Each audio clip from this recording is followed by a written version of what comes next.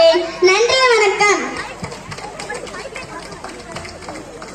பேசுறாங்களா ஆபியா அலெக்சாண்டர் இஸ்ரோசிவனை பத்தி ஆசிரியர் தான் காரணம் என்று சொன்னாங்க.